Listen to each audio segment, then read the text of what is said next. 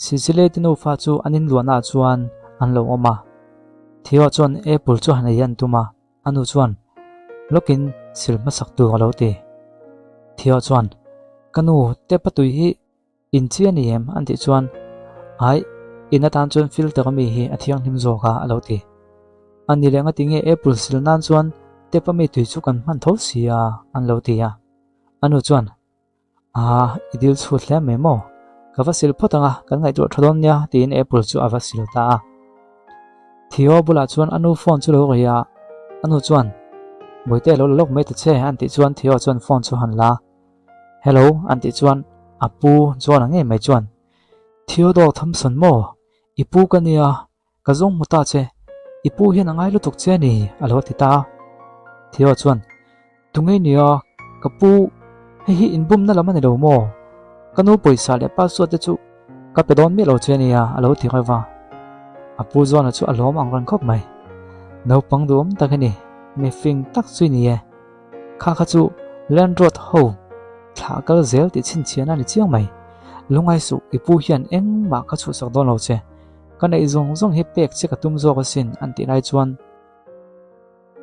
Sicilia te na chuan Julia chu agon lu thut maya phone chu sakin am pai son sak nga la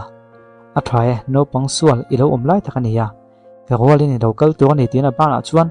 an lo mek ta pop maya Theo lau chuan anu chu a out ta chul maya anu la chuan in thil nge tia kal tiang ha ro lo ti lela ma chum pu chuan thil dik lo omani ti a kheta ka chu man mo takat lan tu en atu ta sek maya e thana chu phone nga lan tuma ma se lo la busy box hi kan e thana ve chu awalak tlak lo tak ka tu pa hi an lo khoi ni ve chuan an lu ka la nga lang tin Theo te in lampan chuan sak takat lan tu chana out chiam mai ni Sicilia la chuan Julia engi lo ti dona anti chuan he in hi ka lei vek tuwa in bungwa te hi laula in son chuang ha ro alo ti ya Sicilia chuan ram ne tu ten engma kan sui si lowa ke man klo be ve phatange anti chuan Julia chuan he hi chu ke ma in ani to in chuang ha la ngai tin a ho te chu an bungwa te la chuak ngal vek tu na tiang hal ta maya Sicilia chuan kongdang azon mai ngai ni na kheta ka chuan ani le o ke manin kan lo impact fel ve mai nge alo ti chuta Julia chuan he in chau ni lo he kha pui tong hian I chuak bok tu ani an lo ti zui nga la Sicilia chuan engwangin mo an lo ti chuan Julia chuan I thana nen hian kan in tong ma sa zo ka nang chu milak tlak lo mi kholo tak ba ke ni lo abial pa ni po hi phu lo ti tamaya Sicilia ngai dan chen tawak lo kha zan khan dam doi nang mani pola nang hian alom ten om taka umpui tum tu chu alo ti le tapak mai Julia chuan I chuan lam pha kha te hi ka kham to ni ka thlem thluk tir don lo khop mai che an lo ti ria Sicilia chuan tu ma ka thlem ngai lo ti Julia chu thin ram to khop mai in ti khongai thla kha ban san la tuna he kha pu hi chua san ngal turin thu ko pe che ni an lo ti ria Sicilia chuan du than tu nei si rawa a thai kan chu khange atita I than chuan vote of the to na meeting an lo nei me ka apa chu na kon call le ta lo mai if pa om na ka khatonia thilenga modik lo om tat mai tu na kang takin lo gal ha ro an ti ol chuan I thana po chu ole ti na chuak ve ha ta vat maya pona chuan bungo tlem nen Sicilia te chu Julia chuan alo na chuak me ka ni Theo chuan khre takin kanu kan chuak tak do na mo an lo ti lai chuan Julia chuan in man mo mama ka pol po ti in ti chiat man hi in ko langai ni o alo ti le tamaya Sicilia chuan thinram takin he in hi chu kan kon in sun ma tang khan a cheto em a engma egol tu kan nei love anti chuan Julia chuan chulam pang ka ngai pui mo lo min gol tu ga I thei viaw ni chuan I son fa kha thing thi se rangai dam min ding ha go se ti chuan ka ngai to don nia an lo ti ya Sicilia chuan thinram takin I ga phlak le mai lo ti Julia chuan thing thi don lo mo ani chuan heta thil hlu zong zong hi chu saw ve kula an nei zong zong hi la sak ve ko tina ho de chu thu han pele ya chu ti lai tak chom pu zona chu kan thleng ve la chia dunge ka tu pa chunga hleilen na thowa a kon ti ta thut maya Julia chuan e uncle John tia ava pan chu alo phi thlu ta thue mai John chuan Theo drop lai chu amit tuyen khok sak ngala ít thỏa mò alo ti vắt na còn tiếng chuộc lấy nghe mới ngả lệ heng mi thì man vek teu tí na bodyguard ho sa thu pe tang hala ni am boy ta lui maya Julia chuan uncle John heta engi kon tia anti chuan thinram takin iwangam zok ve ka tupa ku ti ro thla ka mo ikut mor po khan han tok le te apoi khopang an lo ti ta ka chuan Julia chuan ma ka ti khop mai look enge ni enge siam je chu hei hi ke ma le ka in le nia in son chok tu kan ka ti ro ta lom an lo ti thia chuan dot ve khani kha khanu khan anu sei sa ke po min vuak ve to mani alo ti ta anu po chuan khanu khan akut ro hliam ati tliak tre pania an lo ti ve boka Julia chuan do sei su uncle John khongain kan chung ko chu thian thata kan ni thin kho o tin thin thi chung chuan amma chuan a han nge na Mr. John chuan in chung ko wang chu ni ro srang chuan ke hian ingal go po hi ka khong tliak vek lu nge yang atoke ka mit nge in thil thleng kha ka kon mu man vek lo ma le an la ka ta hi to na hin kal bo ngal go ke ina po in mel wan in lan to ngai song che a chiang em alo ti tam hi maya Julia chuan i kha thiam lo ni khongai in an ti mol mola ma se an froi bo ta ni Uncle John chuan i phu to ka ni kha tin an au khum zui ta tuaka no pangte chu han en lia Theodore ipu hi milo ko thei ngem an tia Cecilia chuan nang hi ka fa pa te di pu ini tak takamo an lo tia John chuan oni e damdoi na ka mulai khan DNA test kalo nei tiang hal wata han en ta la hei tin an test le kha chu han pe Cecilia chuan he ani tak mai nang hi te di pu ini nge mai an lo ti chuti John chuan boite ka zong na sal tuk che sin tuna chuan lo ho to o idu ka le don che nia an lo tia Thia chuan ma se anu bula ka du lo tia John chuan Miss Thompson ni tioi ni kha kan la tu dang in nei lo chuanin ka walin lo ho ve mai la nuamina ti chi lo ni point mun dang inom na to ka bu se sang don cheu nia an lo ti ta ka chuan Cecilia chuan chu thazok mai thei te di po hi a him to nga kalome imi trampuina chu kam pom mai nge alo ti ta I than te chu an lo la thlen lo ta ka chuan John chuan a kol ta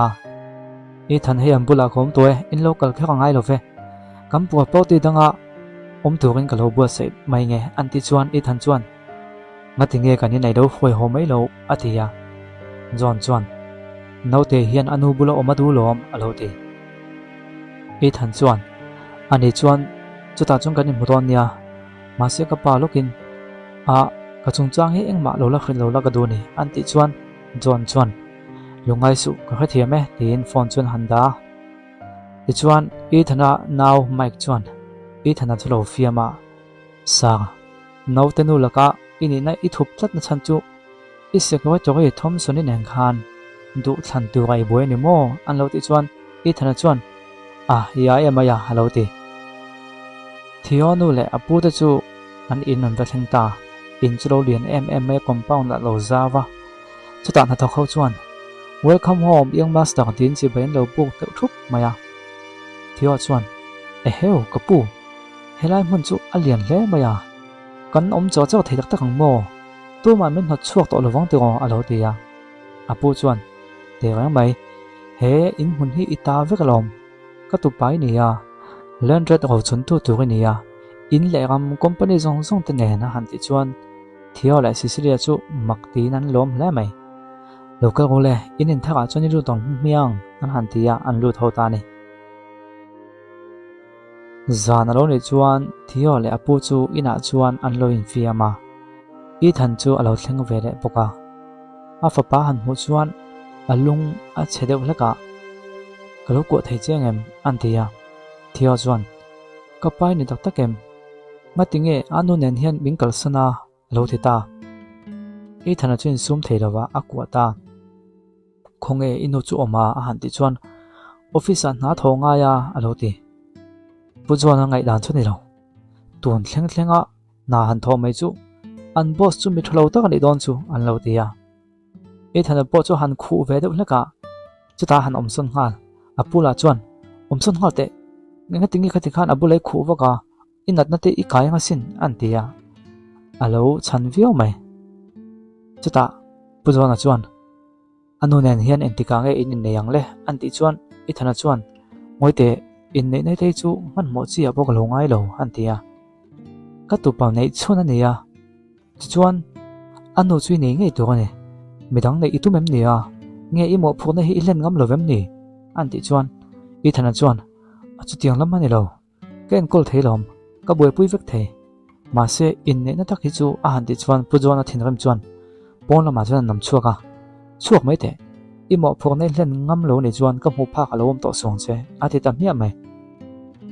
chutia a in soi fe thei tak lawa chuan pon kong ka bula chuan mic nen chuan ding tareng maya mic chuan atu pa ngai tu ema chu wang nei kha alo ti I than chuan ngoi lok te thia dor te na ko te ko kha mi si si le fa pa ming nen khanin ang chia maya an ti chuan sa kan len ret no pang chu mi si si le fa pa kha alo ni mai lo mo an ti I thana chuan han ngai tu le le ya tun ma amu dan te kha han mit thla le ta ni theina khalo ngoite voi khat chu ka mu to wa thia do chu ani lo hote ikal phot tiang tin an kal son ta ne office ka te na tong chuan I than chuan sisilia le thian nu ti ti chu lo ngai thla lo thiang me ya inga tinge engma thleng lowang me ya a thei zok le tin angai tu pa ne a thian nu hian sisilia ni zan mi lo chhoga wang an kalom hle mai tin sisilia chuan a holu to khang te chu lo ti via I than chu lo lutin file chu kon pe ya meeting ka nei hun to lo siam ram te khai ti pa chuan engamo a soi be se te chuan han en le ria sisilia la chuan te rang mai tin alo lo ol sam eta engma phe chu soilem lo I than po chu mai deuh chuan a phei le ta ria sisilia chuan akal goin be si sang lo tuklo te kha jam po khan en po min en lo nia tin ama le ma chu lo in biani mike le I thana chu elevator a chuan an lo chuanga sisilia chu lo lut ve to in a kan tlan pheya I thana chuan kongka chu lo danga I tho chho ve don nam nia an ti chuan a adang ka do chang me nge ati lo lut ro hei tin an som lo ta mike chu melin ti tu nei ni rom ni kha bathroom la michael tu tin ni sei chia a han ti chuan mike chuan o ni takhe a tin zun chu mel tak chuan a chuaka chance chu peta ne lift chu an chuan lai chuan a lo boi deuh thut maya anin pompa deuh lop lopa I thana chuan nain fo han tuma ma se sisilia chu a lo uak deuh tatlat mai he entinge ko doctor hena ka kalwa dangai ni enge mo ka taksa chun diklo le tin angai ton chu boi ve khop mai I than la chun kha thiam lo te vin min du lo vio ne mo an lo te ve a sisilia chuan ai chu tiang lam pang ni lo ve I lo tlinga I pian te pon la mai chia zong zong te chuan an duang chu an lo tia I thana chu lom ti hre tak chuan an nui la khria sisilia chuan loenin me pa ho tak hi fakan lom reu mai CEO po an bang lo ni hi alo ti lo wa sisilia chuan chhuata file ta chu chain Mr. Landred kha jang kha chu iklo ti ha do su ithurok chu ka laka hi mang I van nei vio chuan phiang pathum poi nei mai theinia tin an lo fiama ti chuan a chuak ta ne I thana chuan makati ang reng khop mai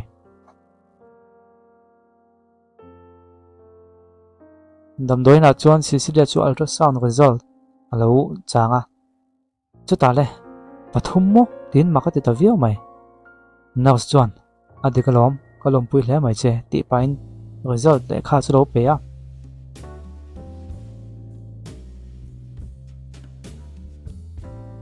atu ka chuan officer sisilia chu alawam to naw pakhat poke en kol thei tok ania tuna pathum entin nge ka ti ta kang ka khil top mai don am mani le ani kha apa ne tho boka tin alo ngai to sisilia chu thovin I than office la ma chana wakala hi iro sign lok thei ngam Mr. Landred antia a sign moi mol lai chun sisilia chuan fa nei belte hi imit thla to ngai em an lo ti ta thor mai I thana chuan akal goin ati tak tak em mon le ma se Landred chung ko hi kan chi thowak box si lawa fa po hi kan ei bel thei ring lo ti pa chu a pakhat hi tok mai tin file chu lo pele zoga sisilia jon thinrem takin file chu la a thotna ma chuna kira lu tuk mai an ti no lai chuan an chief secretary chuan file copy som Mr. Landred tan lo bo se o tin a kon da le do nuk maya si le chuan ole te rang mai hello ti meeting an tron ma chuan member ho thu khom chu file an han sem de ta si le chuan ultrasound test na chu alo zip tel pal lo maya me che pakha chuan he si le i gai lo wa i single mo ko tia Mr. Landred hian a mo ngai ni hi voin hi inen nung be ani don ani hi alo ti tamaya Cecilia cho phu chiang khel mai lau thong takin nilo ka test result klo point tel pal ani mo tin amang ang ta viau maya an boss chuan Cecilia in thlobing mai theina nge a secretary in thla da be ani lo ti ya athlang le to lawang ka ti chuala ngai dam ga dir nga le ke ma nge po hian mi malin Mr. Landred chungai dam ka wadi ranga kan ha chung chang chu ama kuta a thutluk na ang ane mai alo ti ya chunu chuan a thleng to lawanga a le pe kom to lo zo kang alo ti mak mai a thian nu chon lo chan watin in thil ti dan hi a thla ma ni ati sual pal leu nei kha a ban na to khop ani khel hle nem an lo ti ya am boss nu chuan ti pal leu wa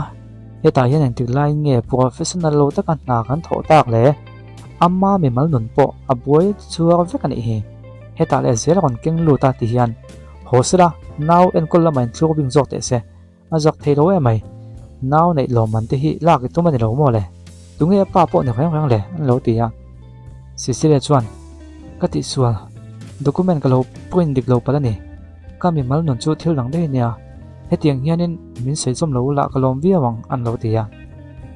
tunge pa chu ni ya an lo ti ta loi mai an boss no chuan padang le hlak ani mai theini nan na thlo kai to ngai ngang nai lo la a thwa ni mai nat nai kai ve to lo chuan an lo ti vela an tho pui mai che pakha chuan Mr. Landred local se thang hetiang mai chi hi chu a hote mai nia a lo ti e thana chuan heta enga tinge in om veka entil nge thlenga a han ti chuan Cecilia hian thil sual lian tak ti nei ni ma se ma zo ke hi thina ma kanin ngel boi deu ni hi an han ti ya Cecilia thran no chuan adik lo nong ma ni zo kha lom thin rim en liam mai theya boina dian zo kin siam nei kha te na lo chan ve a an boss no chuan lo chan ve je su e thil hi serious asin an lo ti result ta ka chuan e thana chuan Cecilia chu en thil nge thlenga min khilte an ti ya Cecilia chuan gai ti hi ka khul thei lawang ti na lo chuan a file han ka mi mal le kha thil ka lo tel pel pala chu lo ma le an ti chuan chung te chu ti pal leu ni rom ni engei buina chu ni chiama an lo ti ya mei che pakha chuan chu tiang ngot chu ni lo nia Mr. Landred company him na hi kan ngai tu angai document pakhat po ati fel thei lo ni chuan ending at line dang a dor theiang kan chu tir mai angai jok do na ni an lo ti ya e thana chuan a to ge ending lai than ge he company hin thu nei tu in lo ni ta ka Cecilia ale pe ka chuan nang po film kho deula a lo ti ta ka chuan mai che pan he chamak te takin anin mela anungoi thengang lo Mr. Landred thil dang lo mani o a document kon se tel kha a gai lo test result ani o lo ti ta e thana chon mak te takin pregnancy test mo tu gai lo mo tin chonu chon ti fu in ti takin Cecilia in engma ni lo nia tia nung lama an thu gok do tut lai chuan a kon phi thlak sakha Mr. Landred en role he hi ni ye ti na va peta e thana chuan chu gai lo test na result document chu han ena a gai tak mo kha wang kha ni mo tia li fan chuan la ya awak deu that te kha a kha chuak ta bon maya an so ko boss no chuan ti fu in ti takhian chiang takin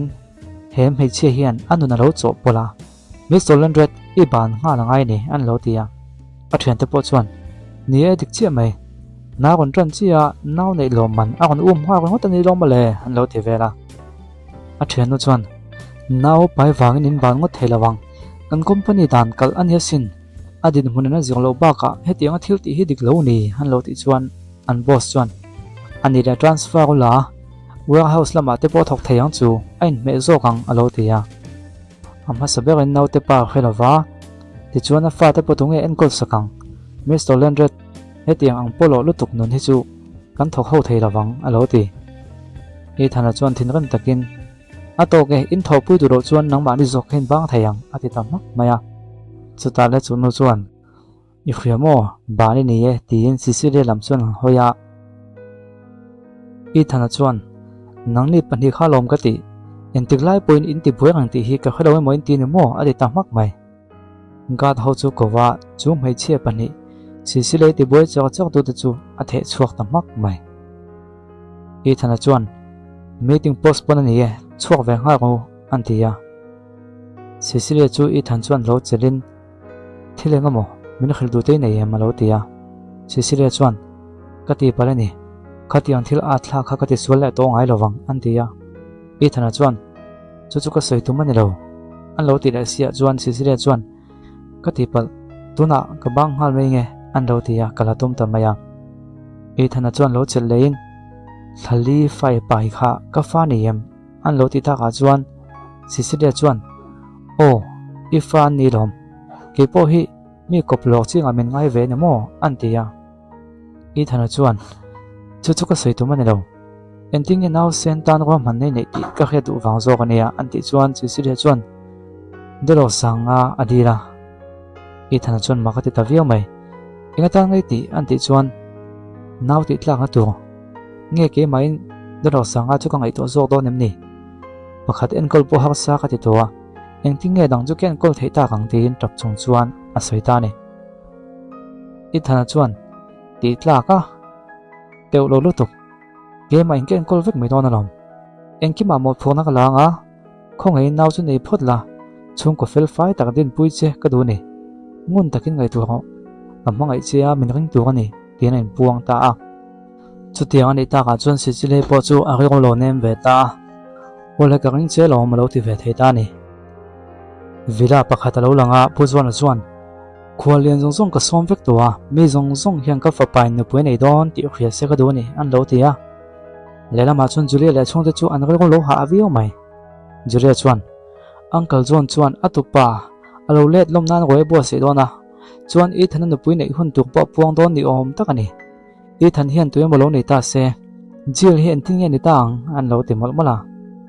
Thomas Foss Julia pa chuan hi kan thlen tiu tu ni lo i than hi Jill ne nan in hual dei to a an ti lai chuan Brandon chuan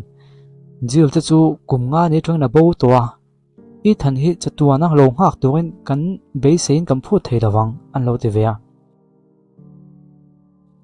Linda Foss nu ber po chuan ma se Jill hi kan zong mule thei mai ngam le an lo ti a lungai vio mai Thomas chuan lungai su kan mule em ang an nong lama po pheng phelep lem chin chiana sia kha